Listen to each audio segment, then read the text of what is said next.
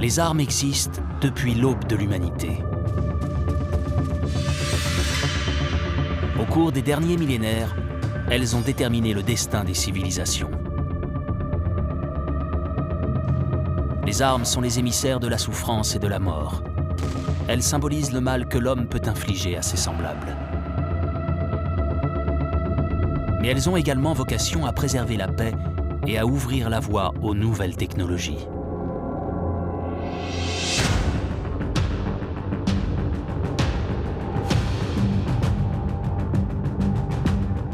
C'est en régnant sur le ciel qu'on gagne des guerres.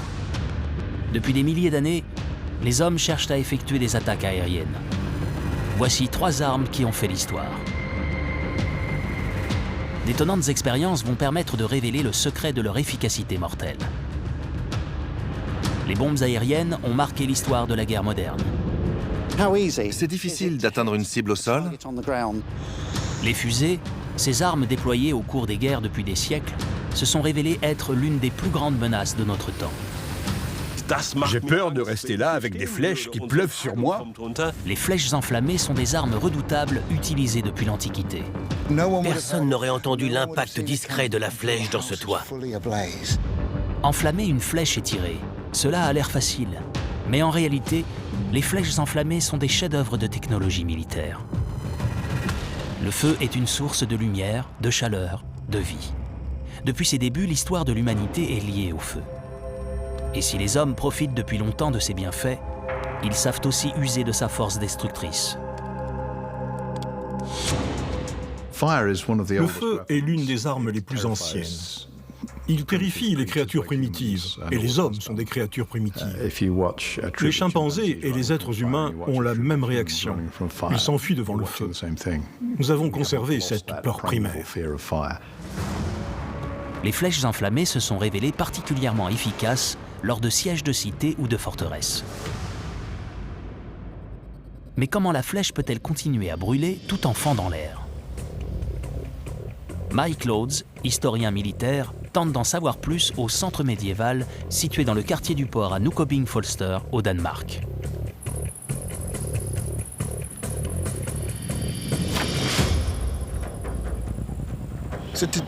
Aujourd'hui, nous sommes habitués à cette idée que la mort et la destruction viennent du ciel. Des bombes et des missiles qui pleuvent et sèment la terreur, des villes en flammes. Cette idée remonte au temps où les hommes combattaient avec des arcs et des flèches, parce qu'ils utilisaient des flèches enflammées.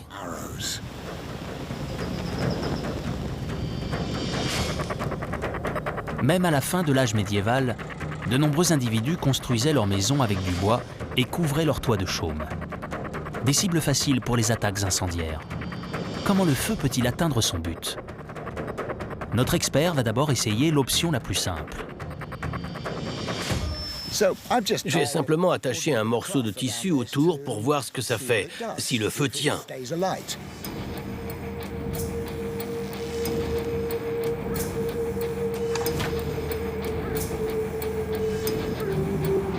Une tentative ratée et un résultat concluant.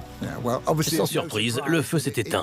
C'était déjà difficile de l'allumer. De toute évidence, il ne suffisait pas d'attacher un morceau de chiffon autour de la tête de la flèche. Notre quête pour percer le secret des flèches enflammées nous conduit au sein d'une forge traditionnelle. Le forgeron, Jans Christiansen, travaille sur l'une des composantes essentielles de l'arme, la tête de métal. Afin de transporter le feu sur de longues distances, elle doit être confectionnée de façon très précise.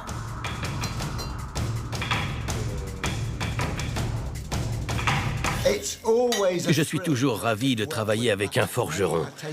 Il utilise le fer qu'on trouve au départ sous forme de roche et il le façonne, lui donne des formes élaborées. Jens se sert de ses yeux afin d'évaluer la température. Ses yeux sont comme des thermomètres. La couleur des flammes lui indique la température et il a besoin que ce soit chaud. Il faut que la température soit très élevée pour qu'il puisse forger. Il fait donc toutes sortes de tests. Pour souder les 4 parties de la cage, il faut que le fer soit exactement à la bonne température. Si c'est trop chaud, on ne pourra obtenir qu'une seule pièce. Et ce sera impossible de faire le panier. Jans Christiansen façonne une petite cage à partir des 4 branches de fer. Elle servira à transporter la substance incendiaire. C'est ce qui transforme une flèche en flèche enflammée. Voilà une flèche incendiaire pratiquement terminée. Là, c'est la cage avec la substance inflammable. Il n'y a pas de taille exacte à respecter. Elle doit seulement pouvoir transporter des choses. Tout ce qui compte, c'est que le chargement puisse tenir sur la flèche. Elle a une pointe, donc elle va se planter dans quelque chose à l'arrivée.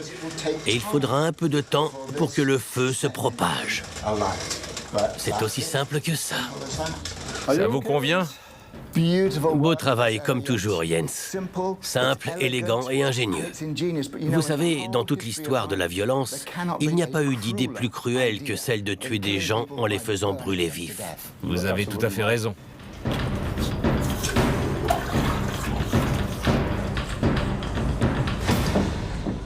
Et voilà. L'ogive est en place sur le projectile et celui-ci est prêt à partir. Assyriens, Romains, Teutons, Sarrasins. Les grands peuples guerriers ont presque tous eu recours aux flèches enflammées. La maîtrise des techniques industrielles complexes est un réel avantage à la guerre. Un archer utilisant une flèche enflammée peut faire autant de dégâts qu'une cinquantaine, voire une centaine d'archers. Si sa flèche reste allumée, qu'elle atteint sa cible, que le feu part et se répand, pas besoin de flèches supplémentaires. Île de Rhodes, 305 avant Jésus-Christ. Une bataille pour l'héritage d'Alexandre le Grand fait rage. Des milliers de soldats ont construit des tours de siège devant les murs de la cité. Mais les Rhodiens se défendent avec des flèches enflammées. Il fallait protéger les tours mobiles, qui constituaient l'équipement de siège, des flèches enflammées et des compositions incendiaires. Parfois, ils y parvenaient avec des plaques en métal ou en utilisant des peaux d'animaux fraîchement écorchés. Ils les accrochaient sur la face extérieure des murs afin que les tours ne s'enflamment pas. Néanmoins, les tours de siège prennent feu. L'attaque est un échec. Les Rhodiens érigent le célèbre colosse de Rhodes afin d'honorer le dieu du soleil Hélios. Ils doivent leur victoire aux flèches enflammées.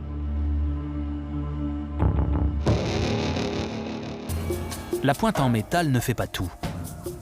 Le contenu de la cage est essentiel. Mike Lodes et Jans Christiansen connaissent les substances les plus adaptées pour les compositions incendiaires. Ce savoir a bien souvent déterminé l'issue des conflits antiques et médiévaux. La chimie fait les victoires comme les défaites, ou plutôt l'alchimie. C'est ainsi que se nommait cette science autrefois. Elle est mentionnée pour la première fois dans les écrits égyptiens. Pour les flèches enflammées, de bonnes connaissances sur la poix, le soufre et le charbon sont essentielles. On peut faire remonter l'origine de l'alchimie au moment de notre histoire où les hommes ont commencé à travailler différentes matières et à tenter de les combiner. L'espèce humaine a réalisé ses premières expériences avec le soufre au néolithique. C'est là que tout a commencé. Les alchimistes font également beaucoup de recherches afin de développer des armes. Autour de l'an 1000, des expériences avec le soufre conduisent à l'invention de la poudre noire en Chine. En réalité, la plupart des avancées révolutionnaires n'étaient pas planifiées. Ils ont fait beaucoup d'expériences, ce qui les a conduits à faire certaines découvertes par hasard. Prenons la pyrite, par exemple, qu'on appelle l'or des fous. Si on la chauffe, elle dégage des vapeurs. Quelqu'un a eu l'idée de condenser ces vapeurs. Et c'est grâce à ce processus qu'on obtient le soufre. Le soufre est utilisé pour fabriquer de nombreuses choses. C'est incroyable de réaliser des découvertes sans même le vouloir. Grâce à leurs innombrables expériences à travers les siècles, les alchimistes ont réalisé des découvertes qui sont entrées dans l'histoire. Leur savoir est aussi bien gardé qu'un secret d'État. Voilà comment Mike Lodes et Jans Christiansen savent quelle composition incendiaire utiliser avec leur cage de métal. De la poix, du soufre, du bois mort et du chanvre permettront aux flammes de tenir.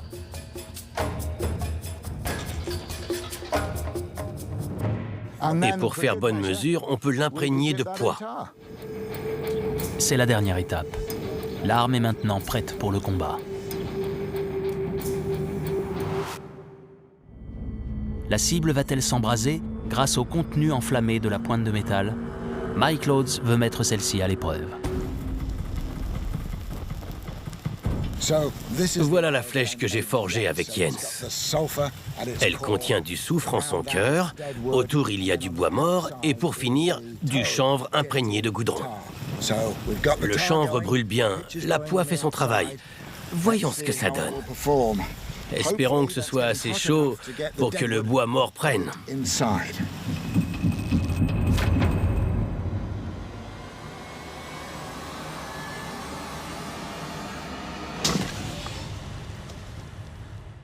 Regardez ça. Le feu prend bien. Cette maison va brûler. Lors d'un raid de nuit, personne n'aurait entendu l'impact discret de la flèche dans ce toit. Personne n'aurait pu la voir venir jusqu'à ce que la maison soit totalement au feu. C'est la forme de guerre la plus vicieuse qui soit. Provoquer la terreur afin de pousser les gens à partir, les amener à se retourner contre leur seigneur, à se rendre et à ouvrir les portes de leur cité. Il faut 2 minutes pour détruire l'abri de bois et son toit de chaume. Une pointe de flèche très élaborée doublée d'une composition incendiaire visqueuse. Une technique millénaire déployée lors d'innombrables conflits. Ça a commencé avec une simple flèche enflammée. Et voyez le résultat. Regardez ce brasier. Il a suffi d'une attaque silencieuse pour que la structure entière s'embrase en quelques minutes. Terrifiant. Une arme médiévale efficace, redoutable non seulement sur terre, mais également sur l'eau. Durant des siècles, les plus grandes menaces lors des batailles navales ne furent ni les grappins ni les canons, mais bien les flèches incendiaires. Les bateaux médiévaux étaient faits de bois et de pois. Ils étaient hautement inflammables. Et au Moyen-Âge, beaucoup de marins ne savaient pas nager. Un choix sinistre leur était donc offert, mourir noyés ou brûlés vifs.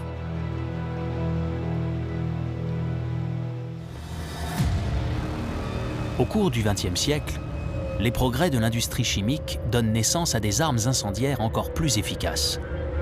Elles ont pour nom thermite, phosphore ou napalm et déversent sur Terre les flammes de l'enfer.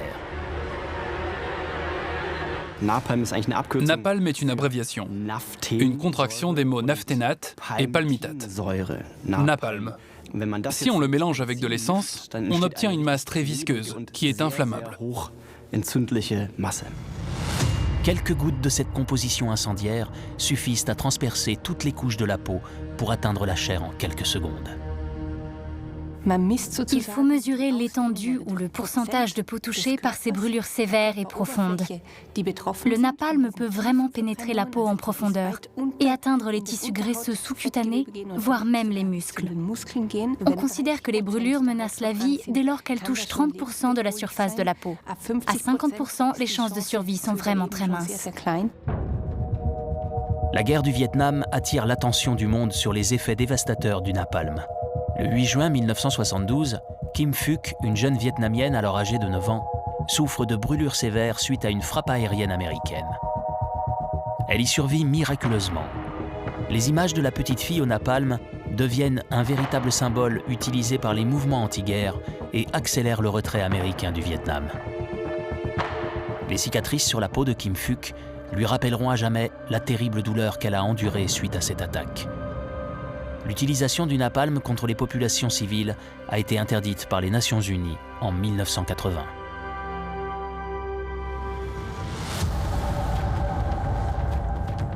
Les flèches enflammées restent les armes incendiaires les plus importantes de l'histoire jusqu'à ce que l'utilisation des armes à feu s'impose sur les champs de bataille.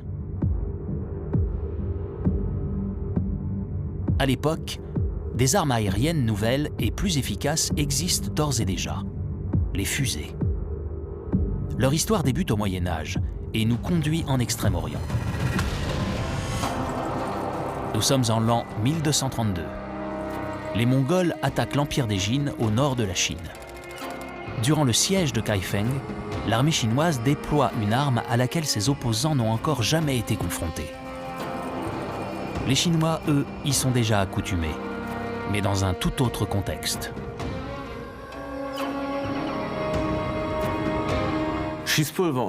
Les Chinois s'étaient déjà servis de poudre noire et de feux d'artifice auparavant, mais c'était seulement pour éloigner les mauvais esprits. Si cela peut effrayer les mauvais esprits, pourquoi pas les ennemis humains? L'armée chinoise lance ainsi des tiges de bambou chargées de poudre noire sur les envahisseurs. Si l'impact militaire est négligeable, l'effet psychologique est colossal. Les fusées sont bruyantes et produisent une épaisse fumée. Les chevaux mongols renâclent et s'emballent. Les attaquants finissent par se retirer. La fusée est une arme très efficace, pas parce qu'elle fait des victimes, mais parce qu'elle terrifie les chevaux. Et à travers l'histoire, les principaux ennemis de la Chine ont été des armées nomades de cavaliers venant du nord, les Mongols, les Huns.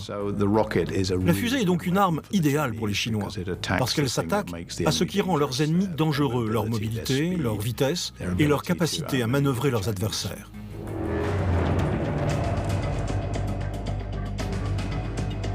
Trudleben, Thuringe, Allemagne. L'expert en armes, Wolfgang Stabe, construit une machine très particulière développée pour la première fois au XVe siècle en Corée. Cette arme d'artillerie, la Hwasha, fait bien plus qu'instiller la peur chez l'ennemi. Elle peut libérer 100 projectiles mortels simultanément. Le premier lance-roquettes de l'histoire. C'est difficile d'imaginer qu'un si petit chariot et des flèches puissent avoir un effet aussi dévastateur. Wolfgang Stabe et son équipe préparent les projectiles avec les techniques d'antan manuellement. Ils chargent des tubes de poudre noire qu'ils attachent à des flèches ordinaires.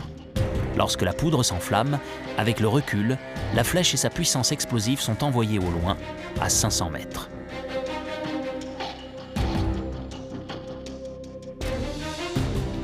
Dans cette expérience, des ballons sont utilisés et représentent la formation ennemie. La Hwasha coréenne se distingue par son mécanisme d'allumage. Un même homme peut enflammer 100 flèches en même temps. La technique est assez simple. Ce fil permet d'allumer la première flèche. Si celle-ci s'enflamme, le feu se propage à un second fil, puis à la seconde flèche. Les flèches de la première ligne vont s'enflammer d'abord, puis celles de la seconde ligne. Ce qui veut dire que la dernière à prendre feu sera celle-ci, en bas à droite.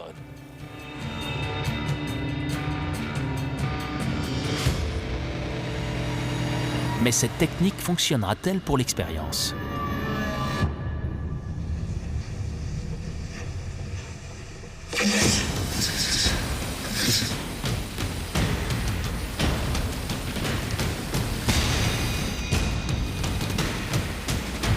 À la fin du XVIe siècle, les Coréens font face à une invasion japonaise. Les Japonais envoient leurs bataillons de samouraïs qui combattent en ordre serré. Une cible idéale pour les fusées des Hwasha, en théorie. Les résultats de cette première tentative sont mitigés. C'est un résultat encourageant. Je n'ai pas vraiment atteint mes cibles, mais on peut tout de même en conclure que c'est une arme dangereuse. Le recul a fait son effet. Il s'agit d'une arme sophistiquée. Je trouve ça terrifiant. Si je me tenais là et que des flèches se mettaient à pleuvoir sur moi, je pense que je m'enfuirais en courant. Impossible de savoir où elles vont atterrir. C'est une arme puissante, pas parfaitement précise, mais elle permet à un même homme de tirer 100 flèches d'un seul coup. Notre réplique de la Hwasha a tiré chacune de ces 100 fusées. Elle ne nous aurait probablement pas permis de nous mesurer aux samouraïs. Cependant, les armées coréennes n'utilisaient pas qu'une machine, mais des dizaines. Leur efficacité va contrarier les plans du général japonais Toyotomi Hideyoshi. À la fin du XVIe siècle, ce dernier désire envahir la péninsule coréenne. Les troupes coréennes combattent fièrement les Japonais durant la longue guerre d'Imjin. Au cours de ce conflit, les Coréens parviennent successivement à repousser les envahisseurs avec l'aide de leur Hwasha.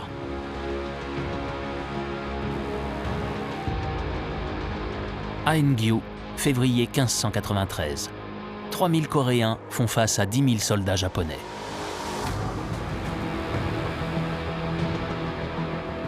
Ils se sont défendus avec 40 Hwasha, projetant plusieurs milliers de flèches explosives sur les Japonais. Ceux-ci ont quitté le territoire, offrant aux Coréens une victoire éclatante. Les Européens découvrent cette technique d'artillerie asiatique en Inde et apprennent à la craindre.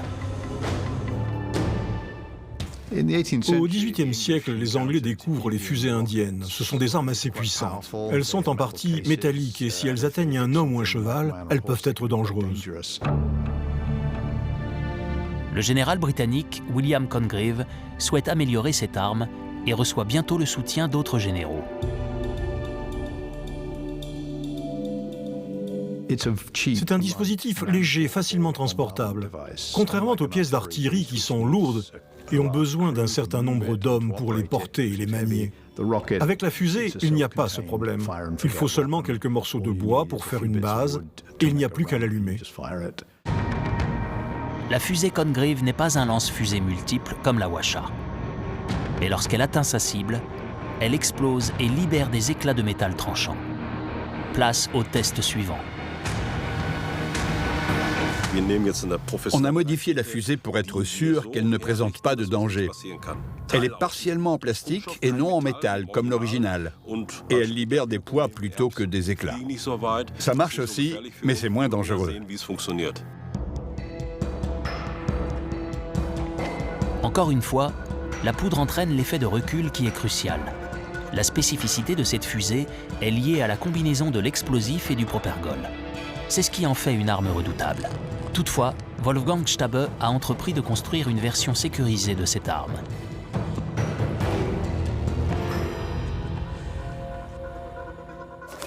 La fusée est prête.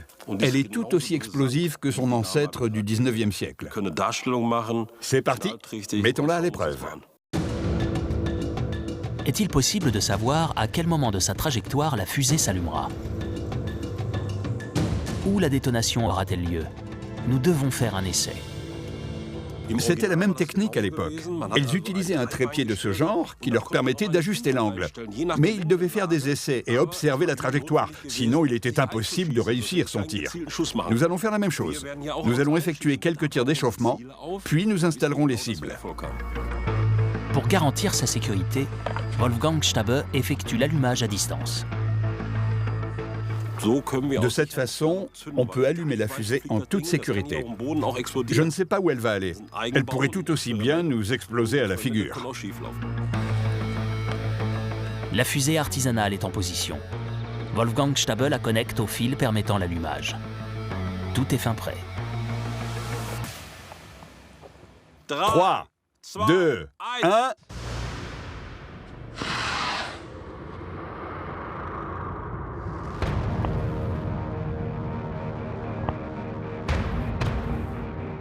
Elle a un peu dévié à cause du vent, mais on est à la bonne distance. Je pense qu'on va pouvoir obtenir de bons résultats. Je vais installer quelques cibles à une distance de sécurité.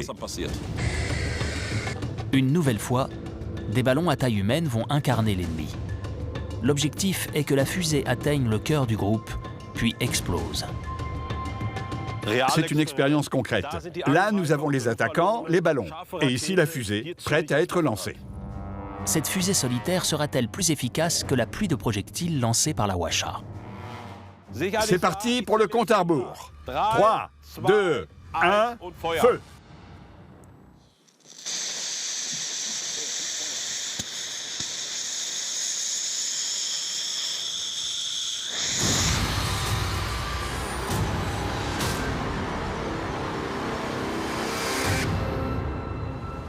Ça fonctionne. La fusée explose à l'endroit exact où elle était supposée le faire. Lors d'une vraie bataille, elle n'aurait pas projeté des poids, mais des éclats de métal. Elle a atterri en plein milieu. Un soldat ne l'aurait probablement même pas remarqué avant l'explosion. On peut voir le résultat des éclats qu'elle a projetés, ou plutôt des poids en l'occurrence. Ils ont tout dévasté dans un rayon de 5 mètres. Redoutable. Contrairement à cette réplique, la fusée Congreve du 19e siècle était partiellement métallique. Elle faisait des ravages, surtout lorsqu'on en lançait des centaines en même temps. Regardez nos éclats. On ne pouvait pas utiliser de métal. Ces petits poids si légers sont projetés avec tant de violence qu'ils sont capables de détruire les ballons. Imaginez le résultat avec des fragments de métal. Congreve a continué à travailler sur ses armes afin qu'elles gagnent en précision. Il les a faites plus grandes afin qu'elles puissent transporter des chargements de plusieurs kilos de matière incendiaire ou explosive. Elles ont été utilisées au XIXe siècle durant les guerres menées par l'Empire britannique et elles étaient les seules pièces d'artillerie lourdes qu'on pouvait employer dans les zones difficiles. Les fusées Congreve sont également utilisées lors de la bataille de Leipzig en 1813. La rencontre militaire la plus importante du XIXe siècle, avec plus de 600 000 soldats. Alors que Napoléon attaque les Prussiens et leurs alliés, une batterie de fusées britanniques leur vient en aide. Elle frappe la troupe en plein centre, au milieu des soldats et de la cavalerie, et explose à la manière d'un shrapnel, blessant et tuant un grand nombre d'individus. L'effet est très violent. Les effets de ces fusées sur le champ de bataille sont si impressionnants qu'ils seront évoqués dans l'un des hymnes nationaux les plus célèbres de l'histoire. Les fusées Congreve ont gagné en notoriété avec l'hymne national américain, The Star Spangled Banner, qui fait référence à l'éclat rougeâtre des fusées et à des bombes dans le ciel. Il a été écrit par Francis Scott Key, qui a assisté au bombardement britannique de Baltimore en 1814. Et les fusées et les mortiers lancés au cours de cette attaque incendiaire n'ont pas fait fuir les habitants de la ville. Le matin suivant, Scott Key en a fait un poème. Le souvenir de ces fusées est gravé dans le cœur des Américains, car ils connaissent tous ces paroles. Si les fusées sont des armes efficaces, leur potentiel est bien plus vaste.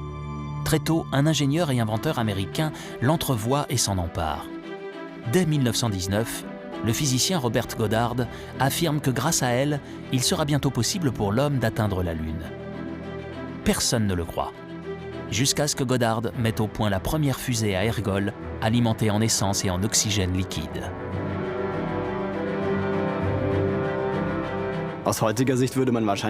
Aujourd'hui, on pourrait conclure que l'expérience a échoué, étant donné que la fusée n'a réussi à voler que pendant 2 secondes et demie. Néanmoins, le succès a été retentissant, car il s'agissait de la première fusée à ergol liquide. Ça a tout simplement révolutionné la technologie des fusées. Les lancements des fusées de Goddard se succèdent et les résultats s'améliorent, comme ici au Nouveau-Mexique en 1939. Sa plus grande découverte concerne l'utilisation du propergol liquide qui permet au mécanisme de recul de fonctionner même dans le vide spatial. Robert Goddard ne vit pas assez longtemps pour assister au premier voyage dans l'espace. Mais il en a jeté les bases. Le propergol liquide a de beaux jours devant lui. Une fois encore, la guerre accélère le progrès. Peenemünde, sur la côte baltique, Allemagne. Des scientifiques conçoivent de nouvelles armes pour Hitler. Ils développent le premier missile de croisière de l'histoire, le V1.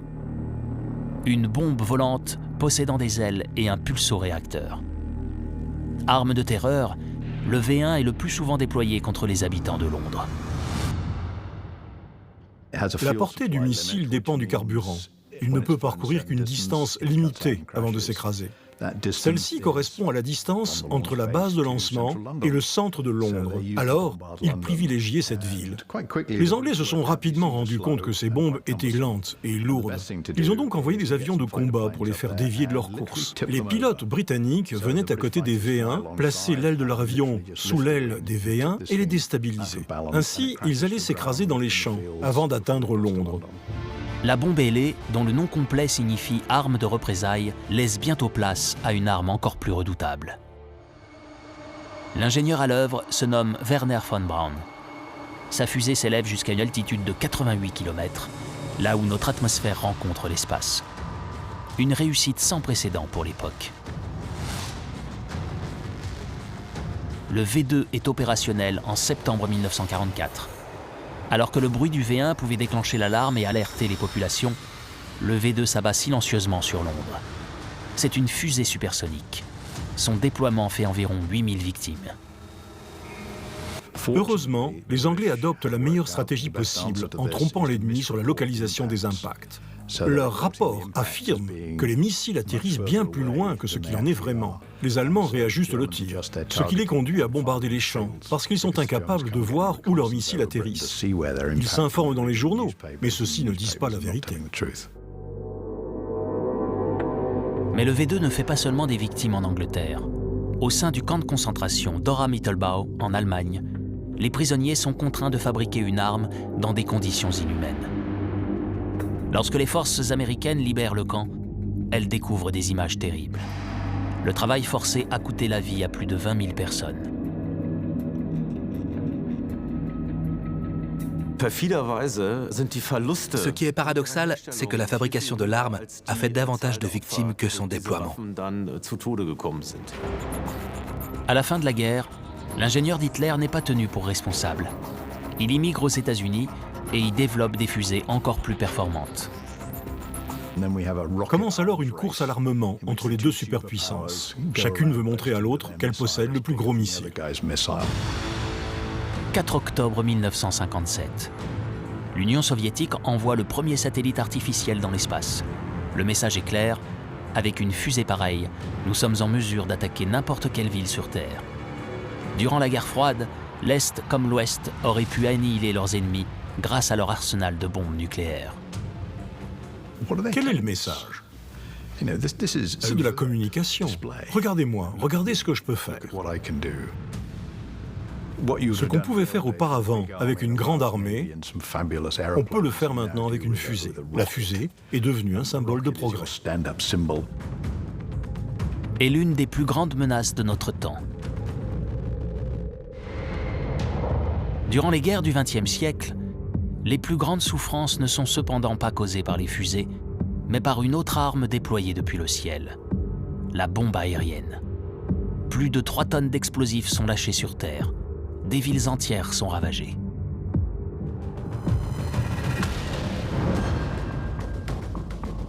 L'histoire du bombardement aérien débute lors de la guerre italienne d'indépendance en 1849. Venise affronte l'Autriche. Le maréchal Radetzky fait face à un problème. Il ne peut atteindre Venise avec son arsenal habituel. Les boulets de canon autrichiens finissent tous dans l'eau. À l'été 1849, il trouve une solution. Lâcher des ballons lestés d'explosifs sur la cité Lagune. C'est le premier bombardement aérien de l'histoire.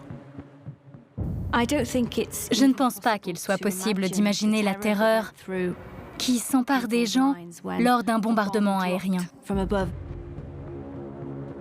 C'est comme si les bombes sortaient de nulle part. Et si on ne peut pas les voir arriver, comment faire pour s'en protéger? Elles viennent du ciel, alors où aller? Il n'y a nulle part où fuir, nulle part où se cacher.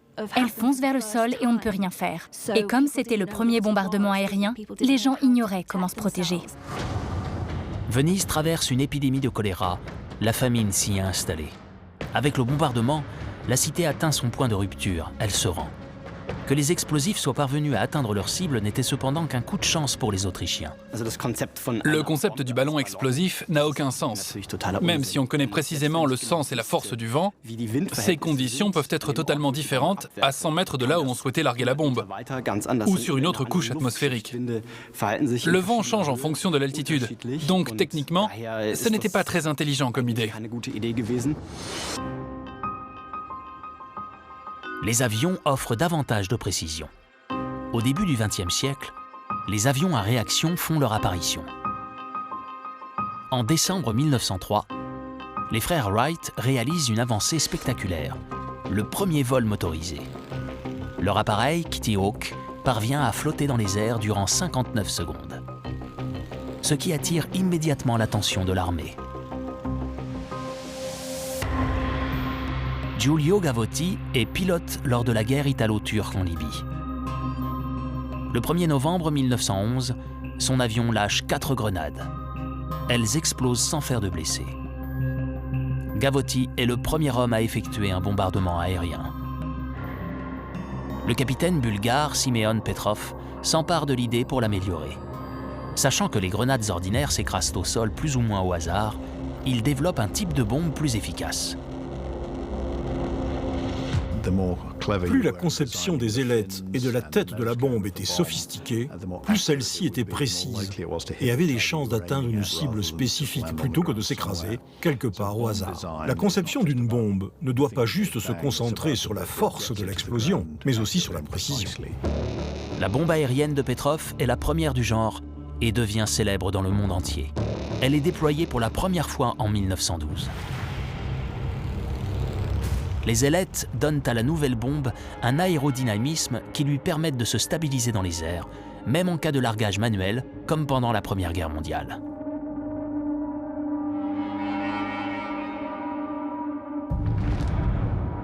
Place à l'expérience suivante.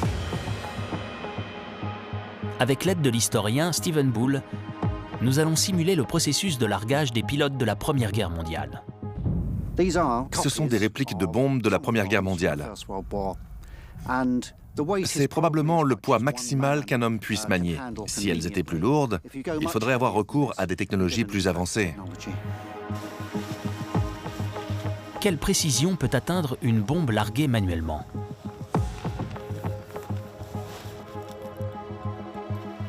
Cette croix rouge représente la cible.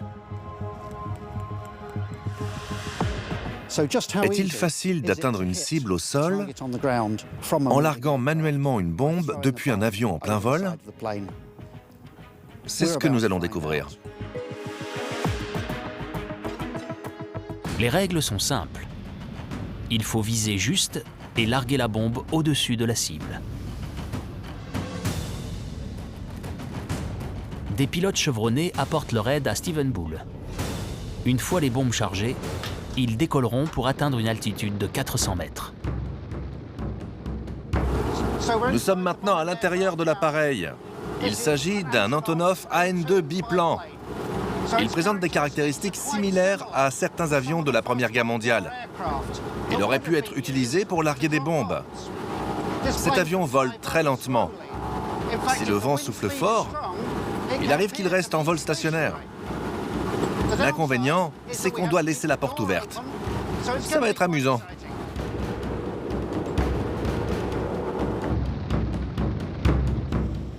L'appareil gagne en altitude et atteint les 150 km/h.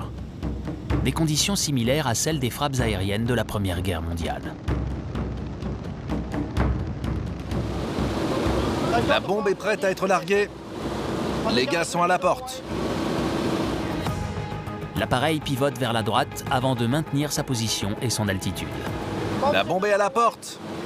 Il cherche la croix, tout comme moi. La bombe est larguée. Je cherche où elle a atterri.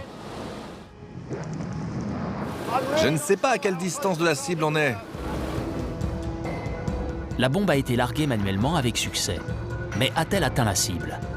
À quelle distance de la croix se trouve-t-elle? Je ne suis plus très loin. La bombe est quelque part par ici.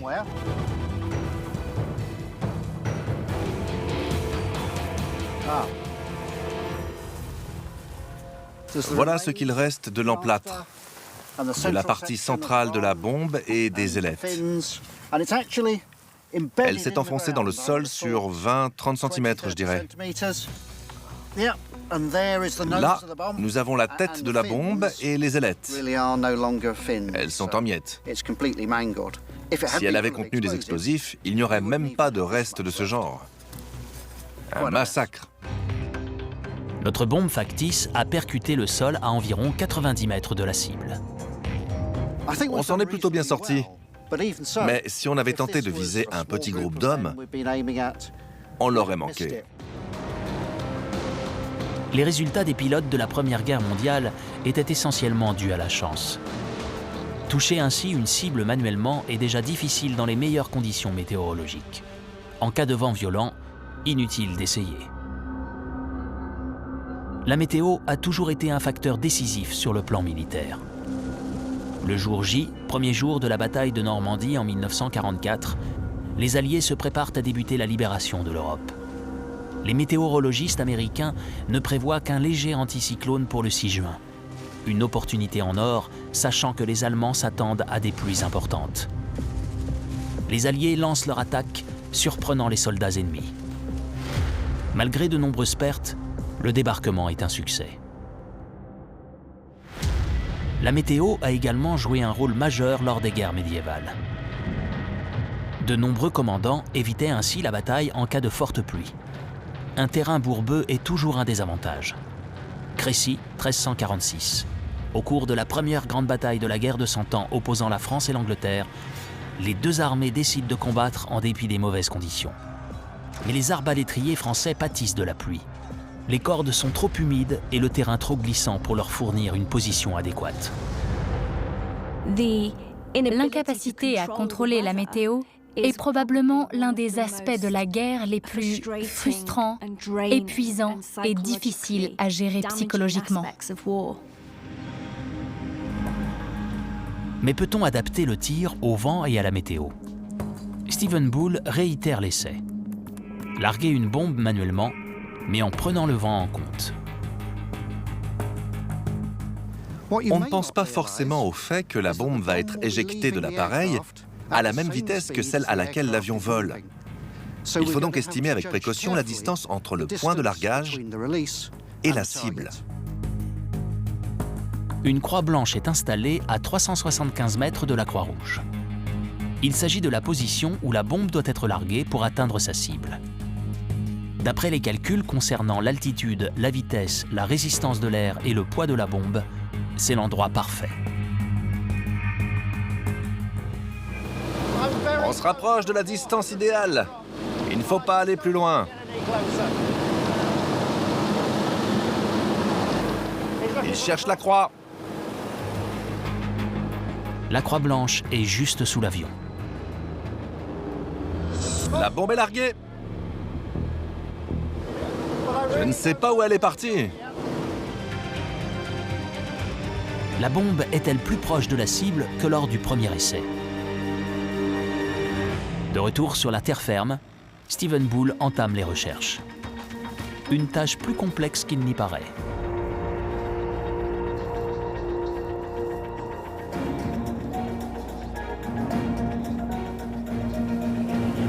Je l'ai. J'ai la bombe. Je peux sentir les ailettes. Elle est à 1 demi-mètre de profondeur. Le lieu de l'impact se situe à environ 50 mètres de la cible. Cet essai est donc meilleur que le premier. Je peux tirer? Elle est enterrée très profondément. On va avoir besoin de 2 ou 3 hommes et d'une pelle. La bombe factice s'est enfoncée profondément dans le sol, la tête la première. Retrouver une vraie bombe suite à une attaque réelle poserait le même type de difficulté. On a avec nous un grand gaillard et une pelle, et après 1 heure d'effort, on ne parvient toujours pas à extraire la bombe. Mais on peut être sûr qu'il s'agit de celle qu'on a larguée en fonction de nos calculs. Elle a été lâchée au niveau de la Croix Blanche, et elle est tombée près de notre cible, la Croix Rouge. Les calculs peuvent être utiles, mais durant la Première Guerre mondiale, un mélange de chance et de discernement était nécessaire.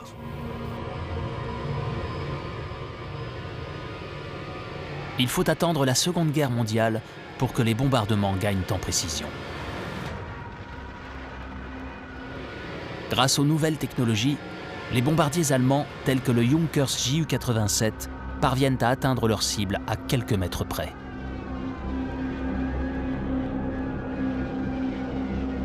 Ces améliorations, combinées à la nouvelle stratégie du bombardement systématique, changent la donne. Grâce à de plus grosses machines et un nombre croissant de bombes, les Allemands attaquent les centres-villes et les zones industrielles. Une pluie de bombes se déverse sur Varsovie, Rotterdam et Coventry. Les bombardiers britanniques et américains ripostent.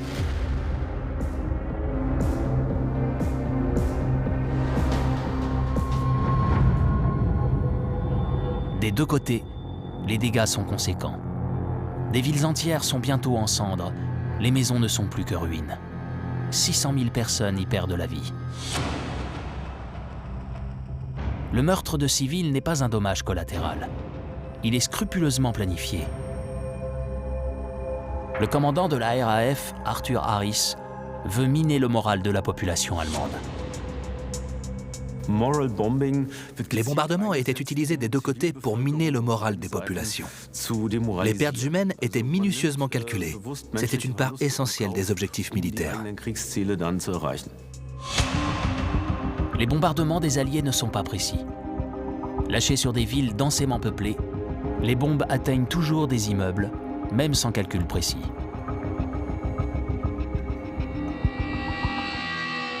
Une stratégie mortelle se cache derrière ces bombardements. D'abord, des bombes explosives sont larguées afin de démolir les toits et les fenêtres des immeubles et des maisons. Elles sont suivies par des bombes incendiaires à base de phosphore et de termites, de façon à s'assurer que les bâtiments s'enflamment. Et une surprise attend les équipes de sapeurs-pompiers. Certaines bombes sont à retardement. En essayant d'éteindre les feux, ils risquent leur vie. À l'été 1943, Hambourg accueille l'opération Gomorrhe. Les bombardiers britanniques ciblent d'abord le centre-ville et le port avant de s'attaquer à la partie est, les quartiers ouvriers.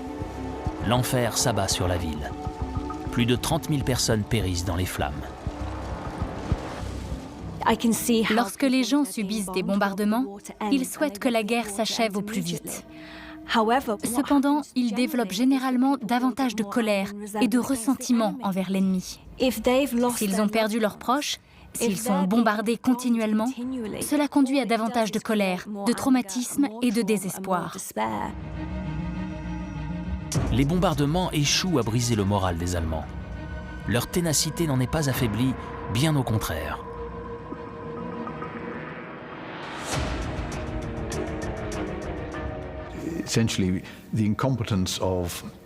L'échec des bombardements stratégiques au début de la guerre a conduit à un assouplissement des principes moraux. Des pratiques qu'aucun soldat au sol n'aurait jugées acceptables, comme le fait de tuer des civils, ont été normalisées chez les forces aériennes, toutes les forces aériennes. On disait, une fois là-bas, bombardez-les. La barbarie atteint son apogée lors des frappes aériennes sur le Japon. Tokyo, 9 mars 1945. La majeure partie de la ville est détruite. Plus de 100 000 personnes meurent durant l'attaque, davantage que lors des bombardements nucléaires d'Hiroshima et de Nagasaki. Après 1945, la bombe aérienne est présente dans d'innombrables théâtres de guerre. Que ce soit au Vietnam ou en Syrie, elle reste l'arme standard des attaques aériennes.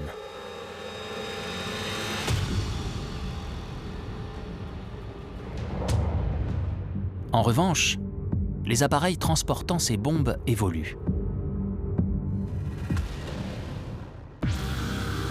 Non pas pour protéger les civils, mais les pilotes. Conçus au départ pour l'observation, les drones peuvent larguer silencieusement des bombes sur commande et sont pilotés à distance.